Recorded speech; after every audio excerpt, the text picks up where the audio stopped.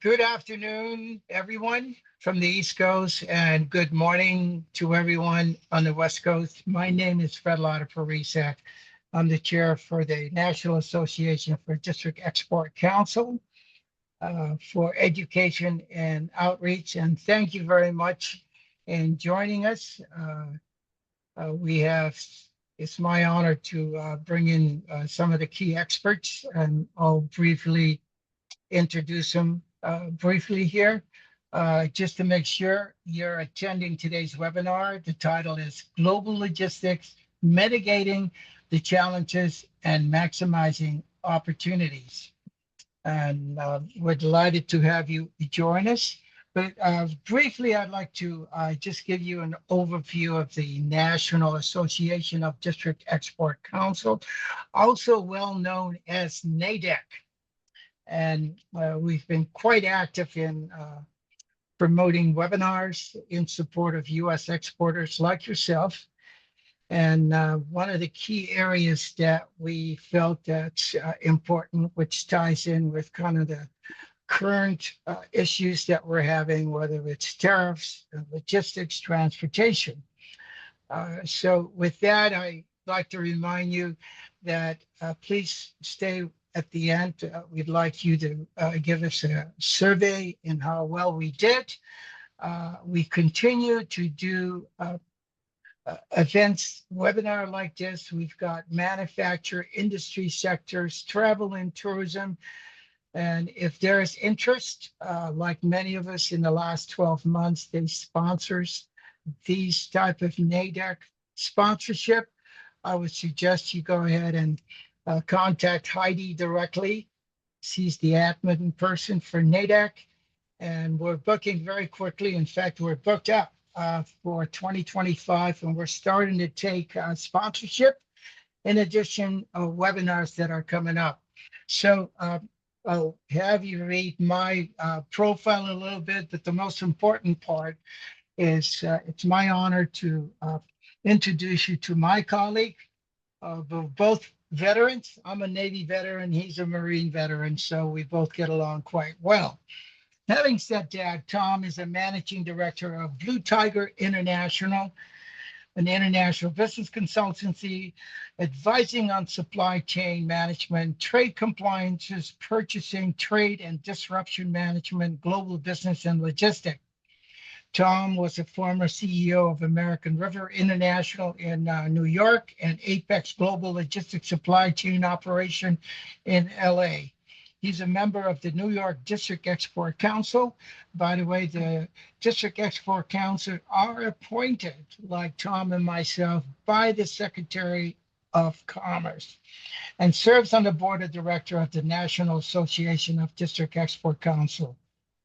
Blue Tiger is a strategic partner of the U.S. Department of Commerce, and Tom has written more than 20 books on global trade. Respect his work. We've both been working together for many years. The latest schedule for publication in fall of 2025 entitled Managing and Mitigating the Impact of Tariffs, Pandemics, and Trade Disruptions in the Global Supply Chain. With that, ladies and gentlemen, I'd like to introduce you and welcome Tom. Thank you very much, Fred. Appreciate the introduction, and I just want to make sure with Heidi that the screen can be seen. Yes. Yes. Go ahead and share. Okay, great. So thank you for that, Fred. I appreciate the introduction. And also, Heidi, I appreciate you're always in the background, but you're very important to NADEC. You do a great job of setting up these webinars. Before we get into some of the specific topics that I want to talk about, I just want to give kind of a general overview, because everybody right now who's involved in supply chain and importing and exporting is very conscious of the fact that there's a tremendous disruption going on. And it obviously is impacted by the decisions of our administration and our president since he came into office in January. And whether you agree or disagree with what President Trump's goals are, or his strategies, or his process, he's basically trying to create a reciprocity of trade internationally, and also to get companies to buy more products from the United States or make more direct investments in the United States. But because of the disruption and the chaos that's been created, appreciate the fact that steamship lines, airlines, drayage companies, trucking companies, railroads, everybody who's moving freight, both on a domestic and international basis, they have responsibility to their customers and to their own business models to place their assets in positions of where the freight is going to be moving. And part of the fact is that when you think of this on an international scale, that the trade is changing dramatically and very quickly, that the people who control these assets, the steamship lines, the airlines, the trucking companies, and so forth, that they have difficulty in trying to figure out what's the next move that's going to come out of the administration, and have assets ready to deal with that. There's the short-term micro issues that are involved, and then there's the bigger issues on a macro level and so forth. So anybody involved in supply chain now is challenged, whether you're involved in importing or exporting, in trying to deal with the logistics side. And a lot of that has to do with the fact that this disruption is causing carriers disruption in their own models of where to figure out to put those assets that is going to service the business models that exist. And until this all settles down, you're going to have a continuation of this disruption until at some point it does. A lot of people feel that by the end of the year, most of these trade deals will be in place, and we'll start to see a settling down of how trade is going to look as we move into 2026, and how carriers are going to be able to respond to the needs on the lanes that are going to be most impacted. So appreciate the fact that we have to think of it in this bigger way of why we're dealing with a lot of these issues. They've caused us to have higher costs, scheduling issues. We have a situation since COVID, carriers actually honoring the space once it's booked, honoring agreements that where we have pricing structures in place, and then they tell us that in order to move it, you have to pay a surcharge. These are things that are happening all as a result of this disruption. And it's created uncertainty. And when you have uncertainty, it becomes much more difficult to plan and execute. Think about people who are in purchasing and sourcing, trying to figure out where they should be buying from, how quickly they need to set up demand planning systems and so forth, when in fact they're not even sure that a supplier will be able to provide the product, or it'll come in at such a higher price, they have to look for alternatives. And appreciate that while most of this impacts imports into the United States, it really also greatly impacts exports, because you have how countries are reacting around the world by creating, reciprocal tariffs that are against the United States, raising them up in terms of trying to deal with the position of our U.S. government. So there's some confusion in what freight options exist for us. There's confusion in the demand planning process, both on exports and imports. How we adjust our pricing, wholesale and retail pricing. I was at an event last week on the West Coast, and somebody presented to me a number of invoices where there were now separate lines that talk about tariff surcharges as a line item on the commercial invoice, where a wholesaler or a retailer is putting that cost back to the party that's buying the issue, whether it's a wholesaler or a customer. How do we plan our inventory needs? How much safety stock do we actually need to make sure that we can fulfill all the orders that we have? Prior to COVID, most companies strive to a 6 to 10% safety stock level, and they felt pretty comfortable being able to replenish that inventory. But when COVID hit, and you weren't able to replenish your inventory on a timely basis, you started to see companies slowly increase their inventory levels to 50%. And when we got to the end of COVID at the end of 2022, most companies had as much as 100% capacity. And as we moved out of COVID, most companies have started to reduce their inventory, but it's still as high as 50% is what most companies are looking for. So appreciate that as things settle down, that inventory level will lessen. And always appreciate that there's a lot of cost associated with carrying a high amount of inventory. While it works real well in fulfilling orders, okay, the consequence of it is there's a high cost attached to it. And lastly is the concern that we all have in trying to communicate responsibly to all the impacted parties, whether it's internal in our organization, sales and customer service, or operations, manufacturing, warehousing, and so forth, or it's externally to our suppliers in terms of what we need, or to our customers in terms of how we fill demand. Okay, this is a big issue and is a strain to all companies and the executives that work in these companies. One of the positive impacts, though, of both COVID and now the disruption that's taken place because of all the chaos and uncertainty is that it's really raised the bar of supply chain management in all business models. And it's also raised the importance of the supply chain executive. Over the years, I've always been witness to the fact that the supply chain executive has been subordinate to the real true decision-making process at the C-suite level, meaning they make a decision and then they feed it back to supply chain to now make the supply chain work for what they agreed to. But more often now, we're seeing at the C-suite a supply chain officer, okay? A supply chain senior vice president who has a seat at that table, making and participating in the high-level decisions because companies realized how important supply chain is to their business model. And all that comes from the reaction to the vulnerabilities that were established in supply chain through COVID and the supply chain challenges that we now face with administration that's making changes every day. And part of those changes and one of the problems associated with it is that the change occurs and we don't have enough time to react.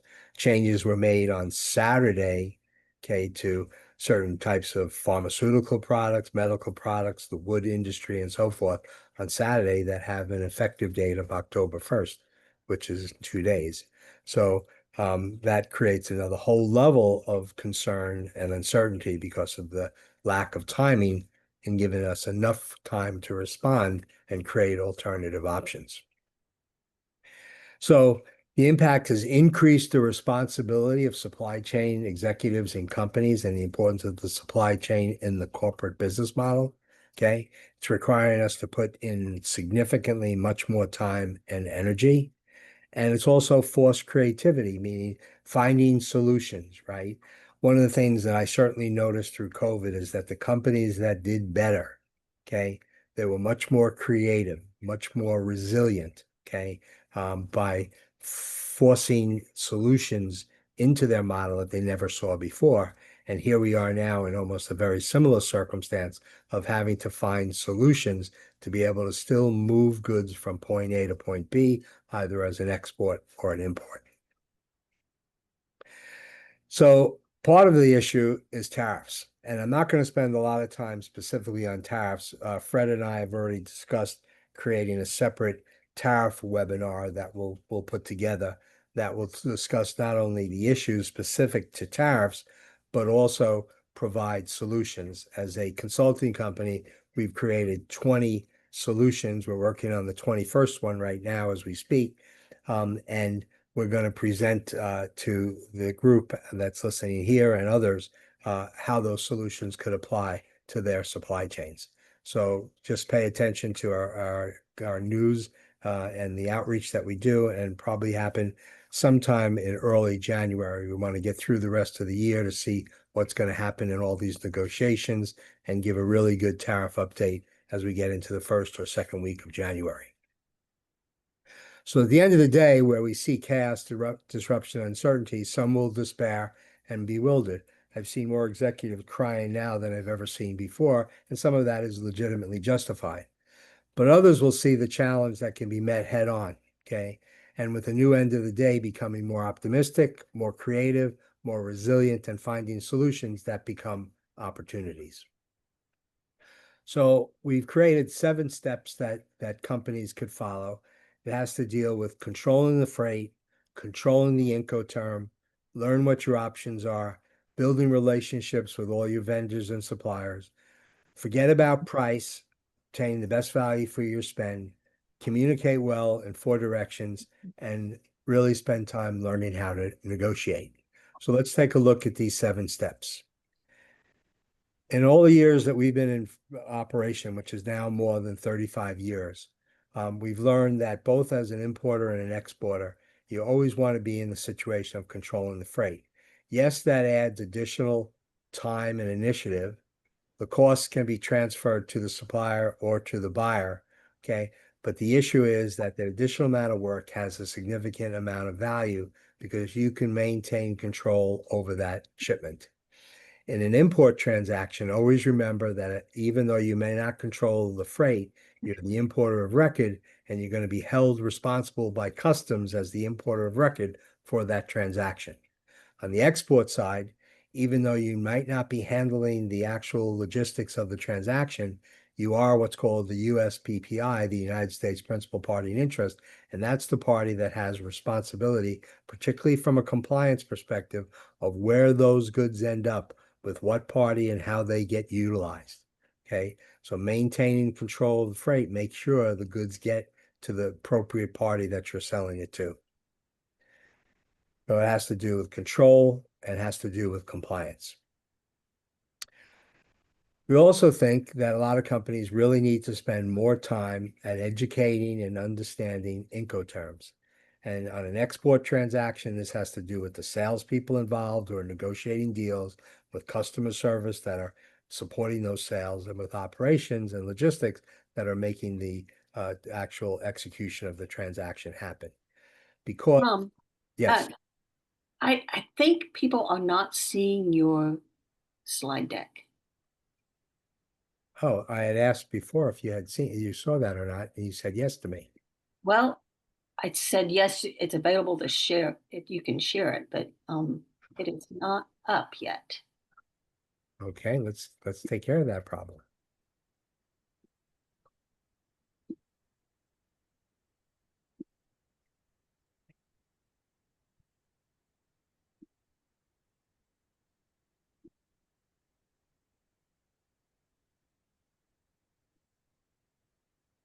Okay, do you see me now? Do you see me?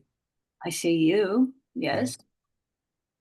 All right, now we're getting to screen share. Okay.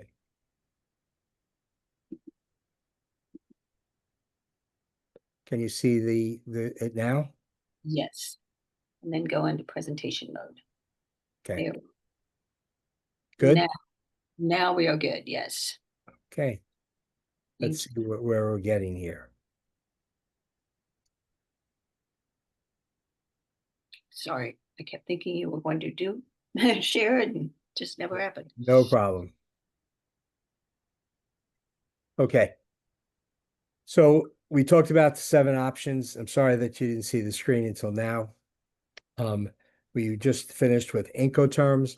So the Incoterms tell us where risk and cost passes between a seller and a buyer. So appreciate the fact that we want to minimize our risks, or at least understand what our risks are. We want to minimize costs, or at least understand what our costs are. So the better we understand Incoterms, we can minimize these issues and use the appropriate Incoterm, again, as an importer and exporter, where we control the freight, okay? We may not want to control the customs clearance process unless we're doing an import, but in an export transaction, we want to at least make sure that the goods get to the country of destination, consigned to the appropriate party. We may not want to take over customs clearance responsibilities overseas because of the liabilities associated with that. Next, we want to develop our resources. We want to create network circumstances, and we want to really participate with various trade associations. As Fred opened up about the National Association of District Export Councils, which is at a national level, but they're all supported by local district export councils, which are really groups that really are very helpful in providing information and resources on exporting the goods.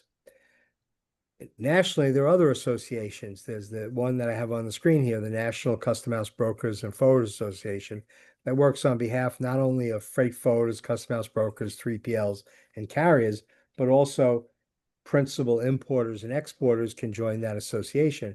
And they actually put out daily information flows. They run several webinars. They have all kinds of annual events and so forth, where a tremendous amount of information, expertise, and skill set is available to you. There's also the International Compliance Professionals Association as another group. and you have the Institute of Supply Chain Managers, the Association of Supply Chain Managers, and the Council of Supply Chain Management Professionals, all kinds of trade groups that we can participate in, which really give us a significant access to information and resources that help us to import and export better. Even though we're in a world of technology today, and even now we see all these advances in AI, at the end of the day, relationship is still a critical issue in international business. If you're involved in exports, relationship with a foreign buyer is critical, and all the support mechanisms, your freight forwarder that's handling the transaction, the carrier that's handling the transaction. You might have an agent that's acting on your behalf in that country, okay, having a good relationship, and various government agencies that have control over the regulatory aspect of an import and export. Relationship is a very critical issue, even though we are using technology so heavily. And it should be with all your vendors and suppliers, your customers, and all the parties that participate in the process. We all know when things go well, doesn't really make a difference about the relationship, but when things go wrong, which is always going to be likely in international trade, okay, we want to be in the best situation of being able to resolve that problem, and a good relationship helps us get over that hump. A very important issue, and one that we sell very heavily in our consulting practice, is to get companies culturally to stop chasing cost, okay? Meaning that they're always looking for the least expensive item in purchasing, or the least expensive option in freight, okay? Or in anything that they're purchasing relative to the international trade. And we've learned over all these years that we've been doing this is that when we chase cost, it potentially creates negative consequences in freight. What do we want to do when we move something from point A to point B? We want to get it there safely. We want to get it there timely. And at the end of the day, we want to get it there cost effectively. If we replace the word cost effectively with cheapest, okay, we then create an exposure for it being safely moved and moved timely, okay? It's very difficult to get all three options together, okay, unless you focus on getting the best value for your spend. And that is a different cultural issue and mindset. Starts at the top of the company and filters down through the management teams to the operating people. And it's a much better option to do. Companies through COVID and now through this administration are seeing significant vulnerabilities in their supply chain, okay? And they're developing more of a risk management mindset than they ever had before. And part of that risk management mindset is establishing a culture that chasing value for your spend creates a better opportunity with fewer compromises. Meaning that what we want to do is, if we're going to spend $1, let me maximize and leverage what we get for that dollar rather than trying to get it for 50 cents. Okay. And the key is you want to get competitive pricing, but not necessarily the cheapest price, whether it's buying something or buying a service. We have to learn to manage in numerous directions, and this becomes more critical when we're in a chaos and disruptive mode, which we are in now. If we're in the middle of this as a logistics manager, supply chain exec, somebody in purchasing, somebody in sales, customer service, legal, finance, wherever we sit, okay, we have to manage up, which is managing the people we work for and educating them, keeping them informed, and influencing their behavior to support actions, okay, that reduce the company's risk, okay, profile, and makes things run better. We have to manage down if we have people working for us, making sure that we're creating an atmosphere of a risk management type mindset, getting the best value for our spend.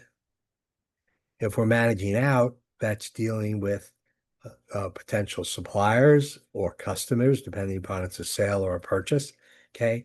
We have to develop those relationships that are critical, okay? And if we're managing in, those are the internal stakeholders, right? If we're in one department, we have other departments, right? Just think about all the parties that are involved in import-export import or export transaction. You have people in sourcing, people in purchasing, people in sales, people in customer service, people in manufacturing, operations, demand planning, warehousing, logistics, and so forth. And we're generally in one of those silos, and we have to make sure that all our internal stakeholders are in the communication chain, because anything that happens disruptive has an impact both upstream and downstream in an organization. Learning how to negotiate is a very critical thing. And if there's a next class or a book that you want to read or webinar to take, I would highly suggest that negotiating is influencing behavior. Negotiating is both an art and a science. There are quantitative issues that can completely be measured, and there are qualitative issues that are not necessarily measurable. And at the end of the day, negotiating is all about finding common ground and compromise. And where you can in a negotiation is establishing leverage. As an example, if we're buying freight services, right, the leverage we have right away off the top is that you have a freight forwarder, a custom house broker, a carrier, trucking company, drayage company. They want your business. So that desire to have your business can be used as a leverage point in the negotiation. Okay. Having resources so you know what options exist in the marketplace, okay, is also leverage in a conversation and negotiating freight. Being able to benchmark in a negotiation becomes a critical aspect as well. So there are lots of different ways to establish leverage so that it helps you more easily negotiate or influence behavior the way that you want it to go. Appreciate now, because price is somewhat escalating, not only on the freight side, but also in the acquisition side, okay? Our ability to negotiate is even more important, okay? And sometimes, as an example, we're trying to mitigate a tariff where a tariff might have an impact of 15% more expense to us. Well, if we can negotiate our freight to be 15% less expensive, we've mitigated the impact of that tariff, okay? So there are lots of things that can be done. And when we do the tariff webinar in early January, we'll talk about some of those specific negotiations and solutions. In the whole concept of international trade and logistics, it's extremely important to have strong partnerships, strong relationships with freight forwarders, typically on the export side. On our call today to provide any support when we get to questions at the end, I have Jim Haynes from Rolick, which is a really high-end, very responsible, very capable forwarding company, and James is a very experienced freight forwarding executive. Freight forwarders generally are kind of the company that you think about that handles the export transaction as compared to customs brokers, which handle the import transaction and handle customs clearance. New term is transportation providers or 3PLs, because most companies today handle both the export side and the import side. They might have a separate freight forwarding division and a separate custom house brokerage division within their companies. Okay. And a lot of companies choose to deal directly with the carriers and bypass freight forwarders, custom house brokers. And remember that there are also lots of courier companies that move freight by hand through the international system. These partnerships become very critical for anybody involved in importing and exporting. And I like to use the term that they can make or break your supply chain. If you have a good company that's providing these levels of service, such as Rolick, who's on the call here, then this gives you a great opportunity to leverage that and do better. If you have an experienced logistics company providing those services, or ones that are not as responsible as others, that could cause a significant amount of problems. So making sure you vet the forwarder and the broker that you're using very carefully, and making sure that they can provide the level of services, which we'll look at in a few moments, that you require. Questions that you want to ask. Do they have the capacity to handle your business? Okay. There are small forwarders and small brokers that deal with smaller or mid-sized accounts, And then there are major sized brokers that have a whole international structure that are more designed to handle the much larger, say, Fortune 1000 companies and larger. Your industry that you're in is very specific. Might be dealing with pharmaceuticals, food products, industrial equipment, okay? Piece goods, apparel, right? Whatever unique to your business, you want to have a forwarder or a broker that understands the special needs that are unique to your business model and your supply chain. If you're selling overseas or you're buying from overseas, having a forwarder broker that has an agency structure, either their own offices or dealing through agents in the cities and countries that you're doing business with, is very critical. Their business experience. How long have they been in business? Okay. Can they provide trade references for you? And I suggest you get them, okay, at least 3 or 4, and you call them and talk through to make sure that you're making the right decision. You want forwarders and brokers that can help you with compliance on import and export. The regulations are significant and they're changing very quickly. And Trump is bringing into the mix that customs is not a trade facilitation organization, which it has been for the last 30 years. It is an enforcement agency. And you'll see more and more rhetoric coming from customs that they're talking about enforcement. And they're looking at a number of issues now much more aggressively than they ever had before. And the same thing on exports, particularly to certain countries where we have certain political issues going on and certainly economic issues, China being a specific example, both imports from China and exports to China. So you want to have a forwarder broker that can help you with that, okay? And obviously tariff falls into that issue, and you want to have a forwarder broker that can help you with that subject matter. You want to make sure, particularly in the customs brokerage side, that they're licensed by U.S. Customs and that you're dealing with a person on their team who is also licensed and not just what we call an entry writer. Okay. And lastly, you as an importer and exporter should become, excuse me, CTPAT certified, Customs Trade Partnership Against Terrorism, a voluntary program for both importers and exporters, okay, that raises your profile with customs and other government agencies in compliance and security. And if you're going to be CTPAT certified, you want to make sure that your forwarder or broker is also CTPAT certified. In managing your logistics providers, communication is vital. You'll communicate in many cases electronically, and you also have lots of conversations. But more importantly, if you're doing it electronically, you want to make sure that that electronic system is robust, okay, and can handle the volume that you require to the detail level that's required, okay? If you're talking to them verbally, you want to make sure they're available when you need them, okay? And in our business, 24/7, 365, if you're handling international business, is required. You can't have a forwarder who shuts up at 7 o'clock at night if you have something catching a flight at 9 p.m. and you want to make sure it gets on that flight. Exporters and importers must know the regulations in order to manage their service providers. Government control over importers and exporters says that as an importer and exporter, we have to act with reasonable care and due diligence and supervision and control. And what they mean by supervision and control is that we can supervise the activity of that forwarder or broker, and we're held accountable by government agencies to do that, which means that we have to have a certain amount of knowledge and capability to do that. Okay. Tariffs is a big issue, and having a logistics partner that can help us mitigate the expenses that are associated with tariffs is important. Understand their level of customer service and compliance. Examine all the documentation and services that are provided and that they name out on your behalf.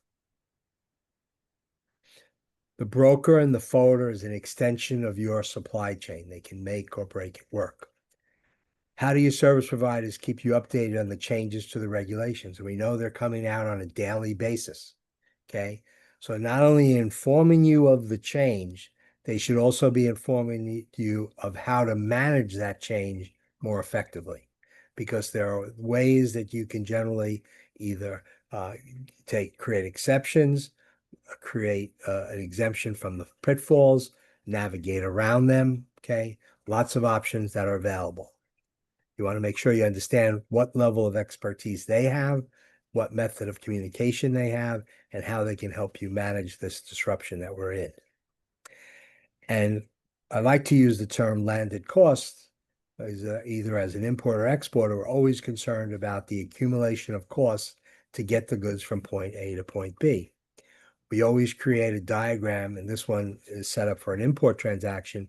We have the acquisition cost of the goods when we buy it from overseas. We have the freight moving it from A to B, the customs clearance charges, duties and taxes, okay, and the other charges that are more at a local level. When we export goods from the United States, our buyer has the same issues. They have the cost that we're selling it to them.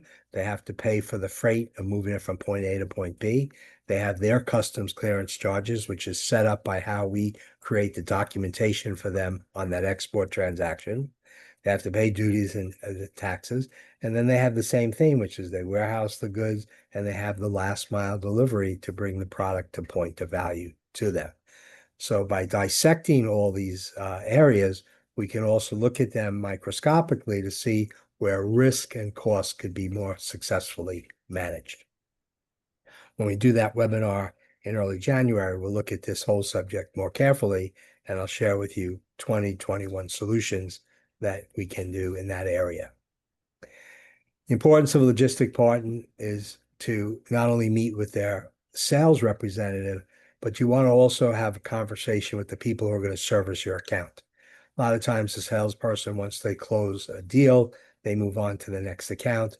So you really want to know who's going to service your account, what's their level of skill set, their capability, their experience, because they're the ones you're going to talk to on a day-to-day basis. You're going to be negotiating pricing.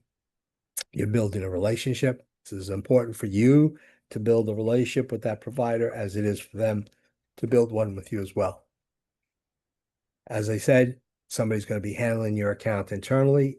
You have a right to interview them and agree that they're the person that you're comfortable with or not, move on to somebody else. And clearly provide with them your needs and expectations. And that has to be done at a very granular, detailed level. Okay.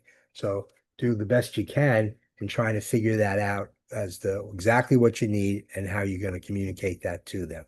And appreciate that as things change in the supply chain, which they're changing very quickly, that communication needs to be done timely and it will adapt to the circumstances. Service providers, the companies that service you, you want to look to ones that can be proactive, not just reactive, that think outside the box, pay attention to detail. International trade as an import-export requires a tremendous paying attention to detail. Keep the customer, the supplier in the loop.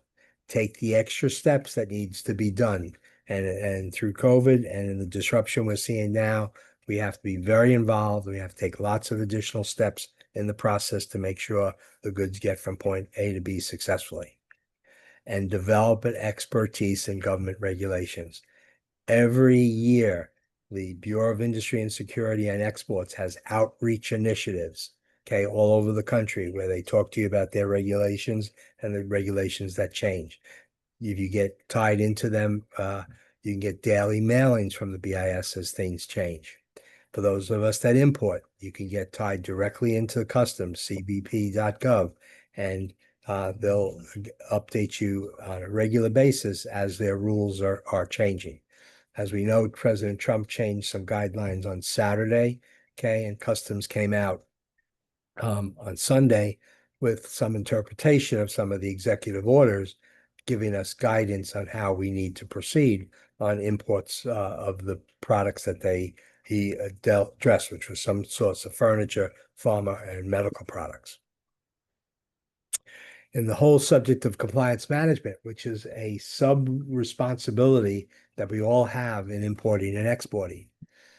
We have to be continually educated and trained, such as this webinar that we're giving here, paying attention to all the U.S. government rules and regulations, applying due diligence, reasonable care and supervision and control, in any type of review that a government agency will look at your import and export operation, they're going to want you to answer the question of how you are paying attention to things in your import-export area by doing and running things due diligently, reasonable care, and supervision and control. I mentioned earlier about becoming CT-PAT certified. In the CT-PAT process, they work with you to make sure that you have procedures in place that act in this due diligence, reasonable care, and supervision and control mindset. We have record-keeping requirements for imports and exports, which is 5 years. We should have internal audit capabilities so that we can review documentation, review the service portfolio that's provided us to see whether anything is not being done correctly and make the changes that necessary. Forwarders and customers, broker management is one of the responsibilities that we have in making sure that things are being done correctly in the import and export world. Lots of government rules and regulations that we need to be paying attention to. Department of Commerce, Bureau of Industry and Security, Census Bureau, Department of State. If we have any goods we're exporting it could be used for military applications, would be covered there.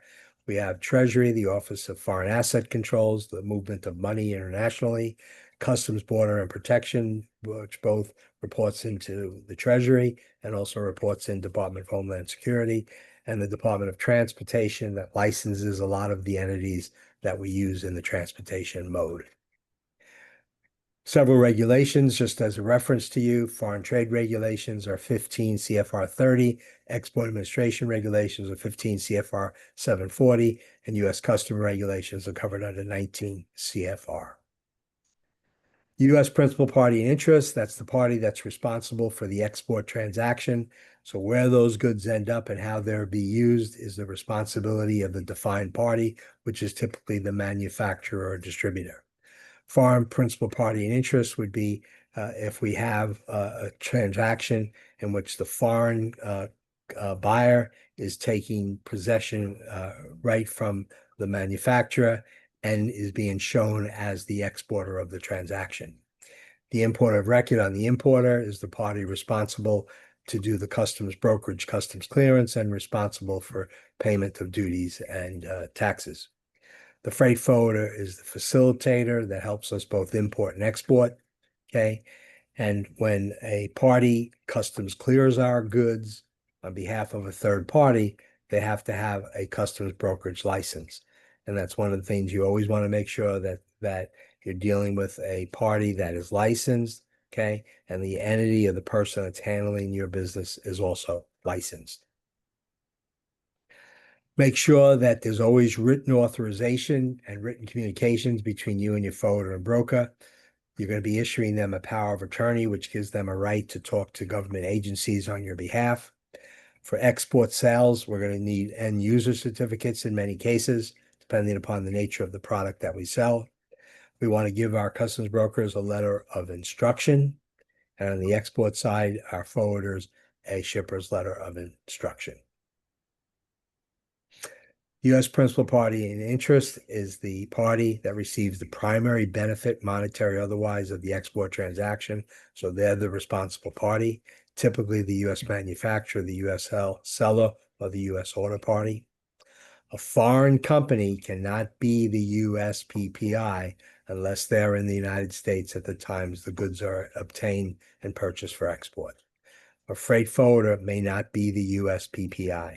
U.S. PPI responsibilities, if you want to see what they are under FTR, Federal Trade Regulations 30.3, and their forwarder responsibilities are also outlined in that regulation 30.3. U.S. PPI files are authorized the U.S. forwarder or other agent to file the EEI. That's the transfer of export information on any transaction $2,500 more in value or transaction which is covered under an export license. Provides the power of attorney, written authorization. It's responsible for the Schedule B, that's the harmonized tariff schedule for exports. And if licenses are required, remember that certain products and certain countries and certain consignees require us to get an export license when we ship overseas. Must provide the forwarder with the commodity data and the license information. obtain a copy of the EEI, you have to get a copy from the forwarder if they're creating that document for you, so you can review it to make sure that it's correct. And the USPI may obtain written authorization from the foreign principal party in interest to complete the EEI and the FPI document. So the forwarder agent responsibilities, 5 steps: obtain a POA, that's the power of attorney, file the export information, usually done through the automated export system. Upon request, provide the USPPI with the copy of the EI transmission, the document you need to have in the export file, something that you want to make sure all the information line item is correct. An ITN number means that the carrier has issued a specific number that's unique to that transaction. And upon request, provide the copy of the FPOA and the USPPI. AS filings must be done 24 hours prior to loading. Air, no later than 2 hours. Truck, no later than 1 hour. Rail, no later than 2 hours. Okay, truck and rail, obviously, for going into Mexico and Canada. And mail, no later than 2 hours prior to export if you're using that service. Exports controlled through the Department of Commerce, okay, through the Export Administration regulations, typically said as EAR, okay. We determine whether licenses are required by looking at whether or not it has an Export Commodity Control Number, ECCN 9, which then tells us whether or not we have to get licensed. We have to be sensitive to there are certain countries that we're not allowed to sell to. These are sanctioned and embargoed countries. Sudan, North Korea would be examples of that. Anti-boycott laws, we can't participate in an anti-boycott. Example would be there are a lot of Middle Eastern countries that specifically want you to put statements that these goods are not from Israel or won't pass through Israel on their way to their country. You can't agree to that in the anti-boycott laws. And always appreciate that as an importer and an exporter, we have to check with the denied party screening system, okay, whether the company that we're doing business with and all the parties to the transaction, the freight forwarder, banker moving the money, and any other parties in the transaction, that they're not on the DPL list, of which there are 8 lists consolidated through the BIS website. Documentation accuracy is always critical. It's a crucial aspect of the transaction. You want to avoid penalties, fines, storage, and demurrage fees, prevent incorrect duty and taxes from being assessed, and accurate documentation means successful trade and prompt payment. In order to be compliant, you have to have knowledge of the government rules and regulations, okay? And partner with you is your service providers, who also have responsibility, also have liability here. So it becomes a partnership with both parties working together to make sure that your import transaction and your export transaction and all the logistics aspect of it is being done compliantly and responsibly. Training and education, such as given through this webinar, it's pertinent to all departments involved with supply chain. Specific to certain jobs need to be considered. If I was in sales versus logistics, customer service rather than finance, and so forth. And you need to create a general understanding of the importance of compliance with U.S. rules. Okay, it's a team effort. And the best way of documenting this is creating standard operating procedures in your export or import transaction team. What time of service to supply chain customers expect? We want things to be shipped timely, safely, cost effectively. Safely means they arrive in an order that we can readily use them. Timely, within the time frame that we agreed to. Cost effectively means competitively, not the cheapest. Compliance, knowledge of rules and regulations, offering expertise and guidance between the forwarder, broker, and the principal importer exporter. Whether we need to have export licenses on export, we're doing denied party screening, okay?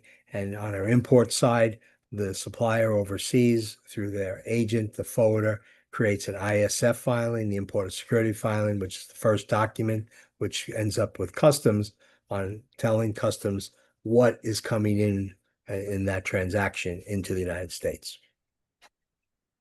Training organization, keeping up training because things are changing all the time. That's one of the issues we have today. It's happening so fast. You could have a training 2 weeks ago and you got to do another one this week.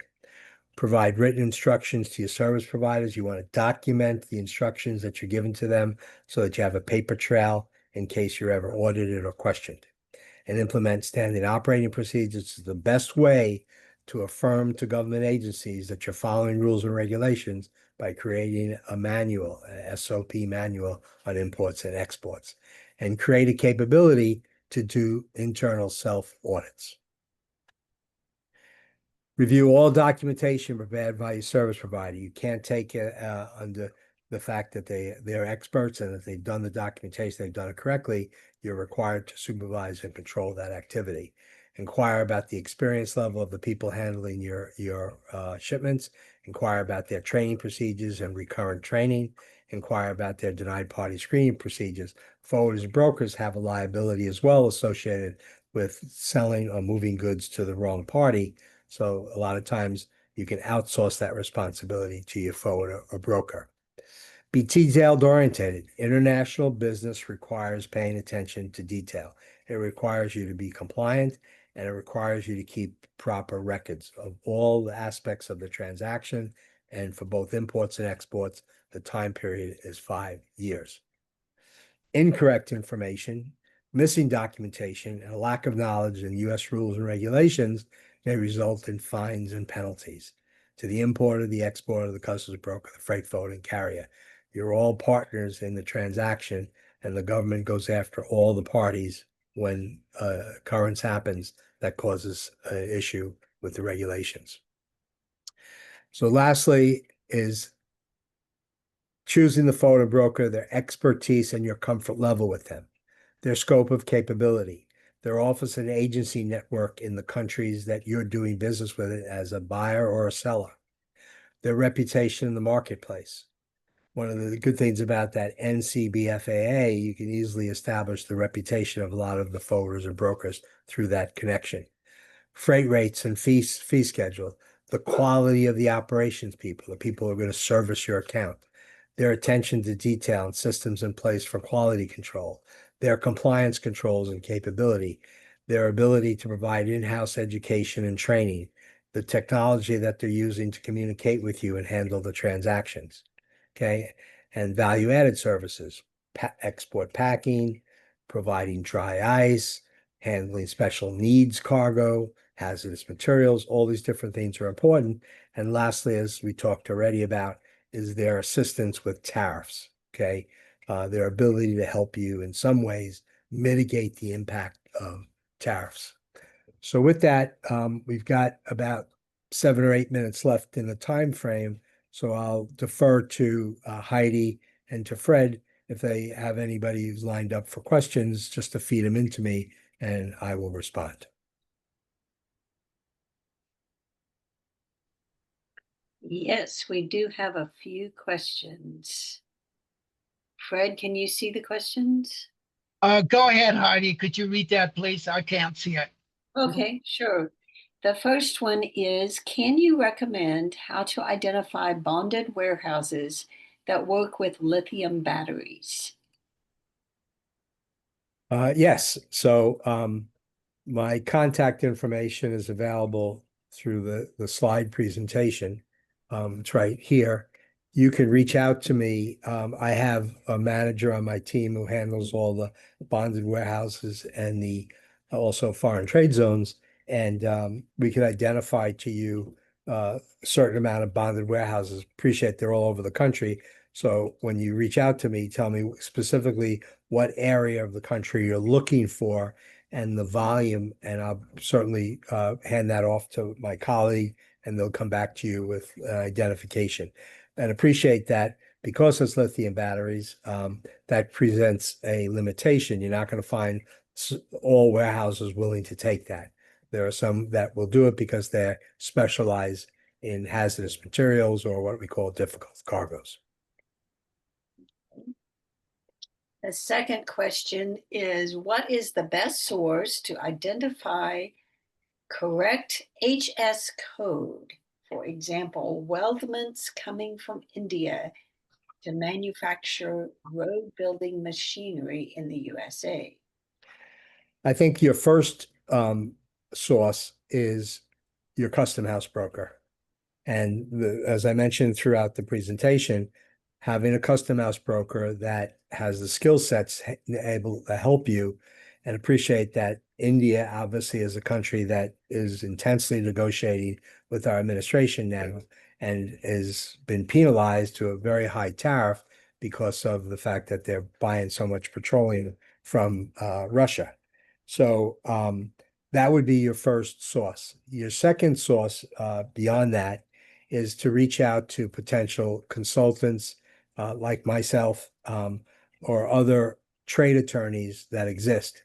You have my contact information here. If you reach out to me, I'll give you the names of other companies besides ourselves that do harmonized tariff reviews and also can be a resource for you and so forth. So I'll give you a list of companies besides ourselves that can help you. But your first source should be your custom house broker.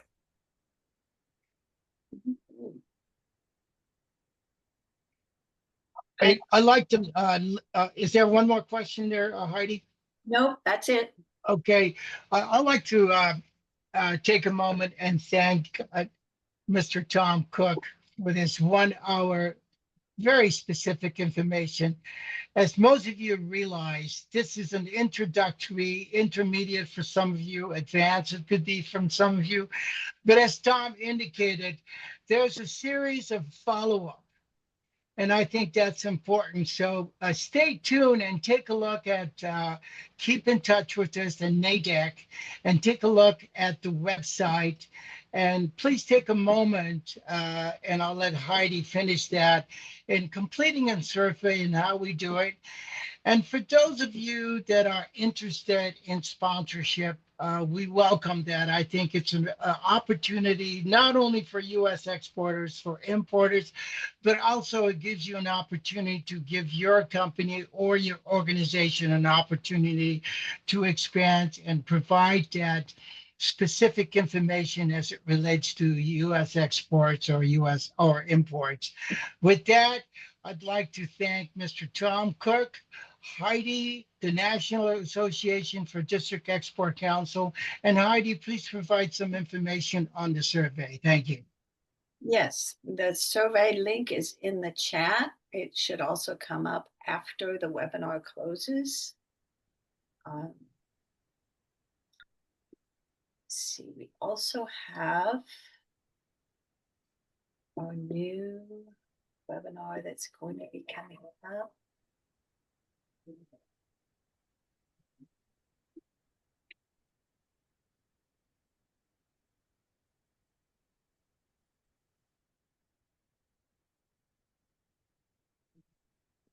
Here's your new webinar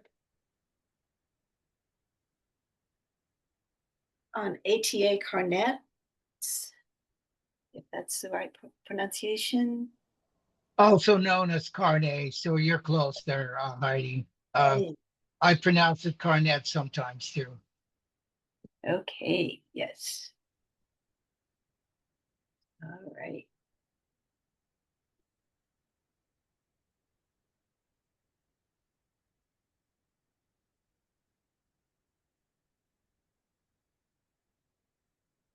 Go. Great. Well, again, on behalf of the National Association of District Export Council, thank you for attending. And I know all of us have busy schedule, but just the first date of many series to come, as Tom is saying, starting in January of 2026. In the meantime, have an awesome job and great job, Tom. And thank you, everyone. Have a great day. Thank you. Thank you for coming. I will send out the recording and the slides.